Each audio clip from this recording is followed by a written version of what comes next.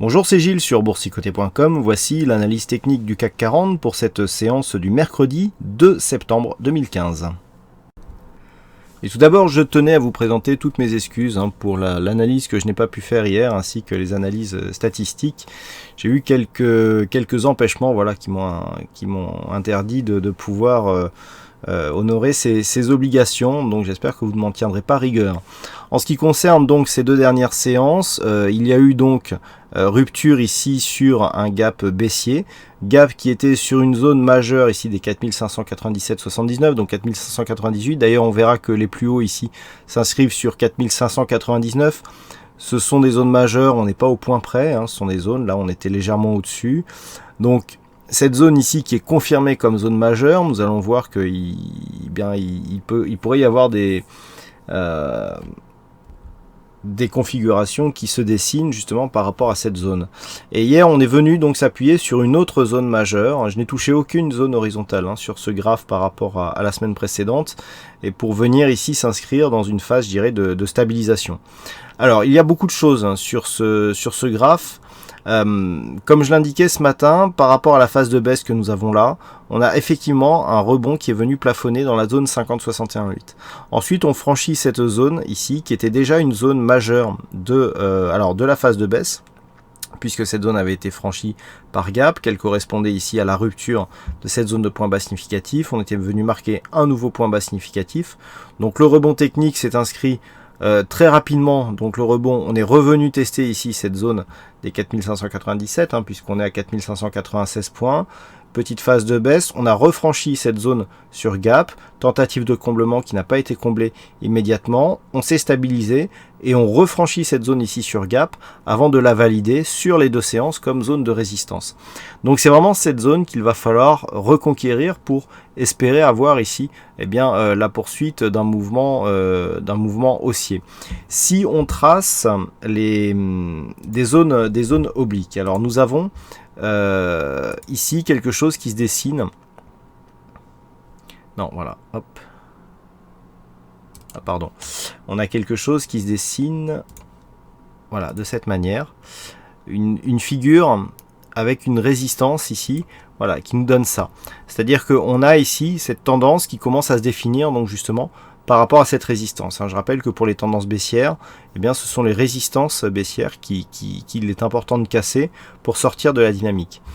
On le voit ici sur cette phase, donc on a une zone de point, première zone de point ici, point haut, deuxième zone de point, et là on vient de dessiner une troisième zone de point avec vraiment une intersection qui s'est fait aujourd'hui, qui est très précise. Quand on regarde la configuration des indicateurs, on a ici un RSI qui est neutre, on a un stochastique qui est en fin de signal haussier, et un MACD qui est toujours à la hausse avec une faiblesse des volumes.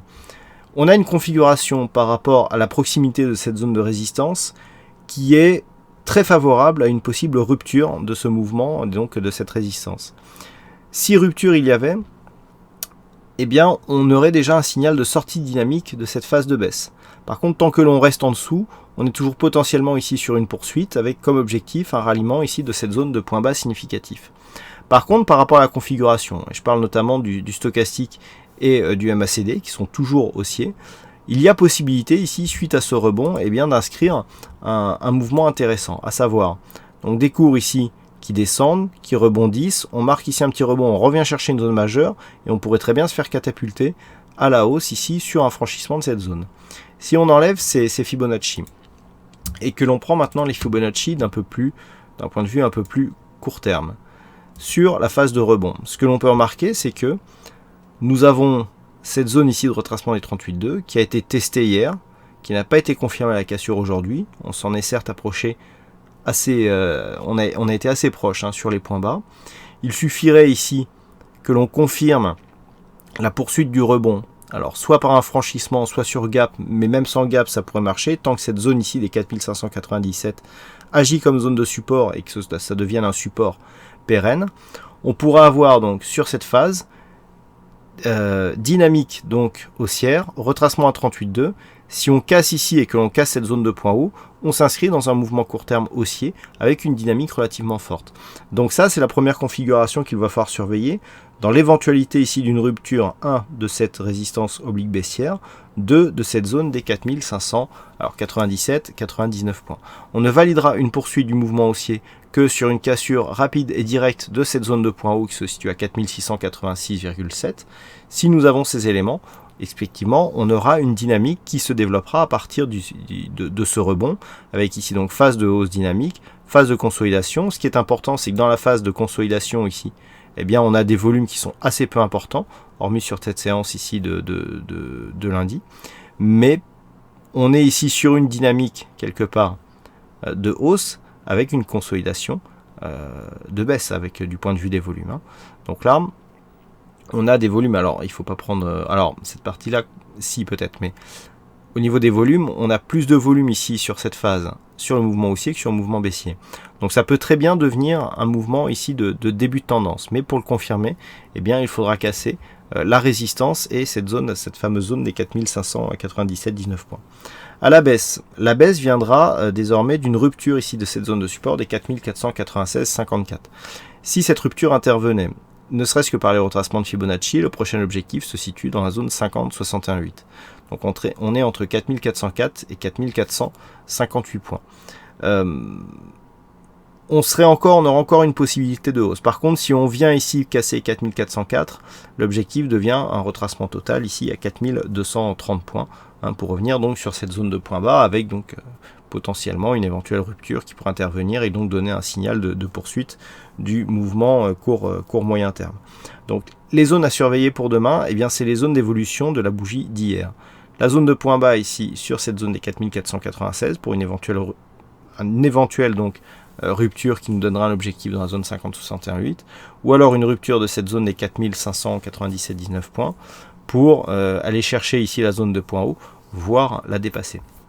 Voilà donc ce que l'on peut dire sur cette analyse technique du CAC 40. Aujourd'hui, il y avait un fixing, c'est donc Phil qui gagne sur cette session, donc bravo à toi Phil. Et en ce qui concerne les statistiques, donc pour demain, les statistiques sont assez spéciales, hein, je vais vous montrer ça. Donc pour demain, on a 64% de probabilité haussière, mais avec un potentiel assez faible. Et ça se confirme lorsque l'on prend les trades à 5 jours.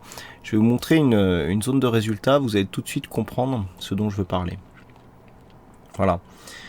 Ça c'est donc le petit expert advisor qui me sert à calculer les statistiques. Ce que vous voyez là, c'est une représentation en zone de chaleur des trades baissiers à gauche et des trades haussiers à droite. D'accord ? Vous voyez que des deux côtés, il y a des trades gagnants. Donc ça c'est assez rare. En général, on a beaucoup de couleurs d'un côté et très peu de couleurs de l'autre. Ce que l'on peut voir, c'est qu'avec ici, donc là c'est les take profit ou les stop loss, je me rappelle plus. Voilà, take profit, stop loss. Ouais, non. Alors, là, c'est les take profit et donc ici, les trades vendeurs. Vous voyez qu'on a ici moins de couleurs, mais par contre, on a un meilleur potentiel ici lorsqu'on arrive sur des take profit autour de 80 points. Par contre, sur les trades longs, c'est plus régulier, mais on gagne moins. Donc là, c'est vraiment des statistiques. Bon, c'est pas encore fini, hein, le calcul, mais c'est vraiment des phases ici où c'est très difficile de dégager une...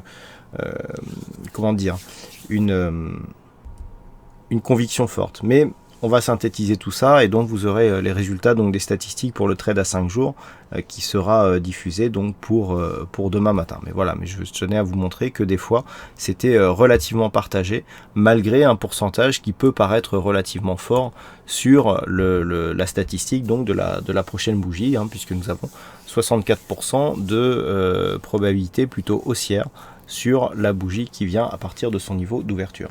Voilà donc pour cette analyse technique du CAC 40. Je vous souhaite à toutes et à tous une bonne soirée, bonne chance dans le prochain trade et on se retrouve donc dès demain pour d'autres analyses techniques sur le site boursicoté.com. Bonne soirée à tous.